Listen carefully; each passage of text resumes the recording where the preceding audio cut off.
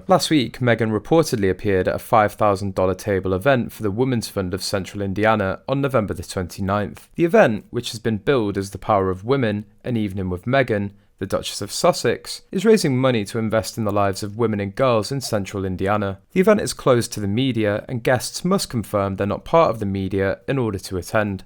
Regarding Meghan of Marriott's speaking engagement, royal expert Neil noted there is to be no media in attendance per Meghan's wishes, but he mentioned the Women's Fund went onto social media to drum up ticket sales. Found it very telling that Neil reported the hypocrisy: no media until seats need to be filled. No media in attendance because she knows it will be empty. Harry won't be there, and she doesn't want people making fun of her bad speeches. She's also more free to plagiarise without accountability.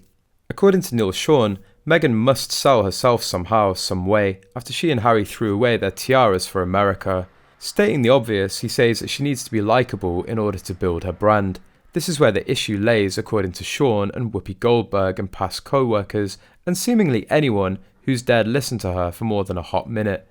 Is Meghan simply unlikable? Sean thinks Meghan is not making it easy for employers to want to hire her. As Cheat Sheet notes, some of the things she said will cause brands to hesitate to work with her. So far, she's dragged to partnerships with Vanity Fair and Deal or No Deal, and this could result in her being unemployable. You would think the PR dream team she had would be able to help a girl out, but no. Sean says Meghan doing multiple interviews where she talks about one problem after another isn't a good look. According to him, she's spending a lot of time discussing things that went wrong and how she was treated poorly. You can't seem to keep up. It does seem to be one problem after another. Sean isn't just blowing hot air either. He said that his sources tell him people will be very scared to take her on because seemingly at some point she'll turn around and bite you, and that's the problem. You know, it doesn't matter who you are or what you are. If they feel like you're really documenting this experience for later use to portray yourself in a totally different light. Additionally, former Real Housewives of New York star Bethany Frankel claimed Meghan was overplaying a hand following her exit from royal life. She's a terrible, terrible business person and strategist. She's playing checkers, not chess, because she's overplaying a hand, and she's painting herself into a corner, becoming a woman without a country.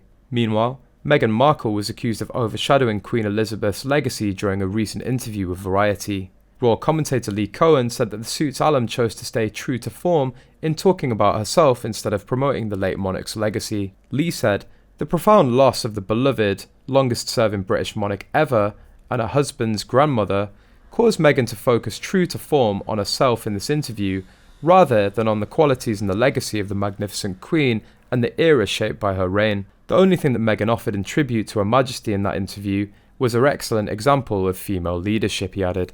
The expert noted that the mum of two talked about the Queen as if she was nothing to her.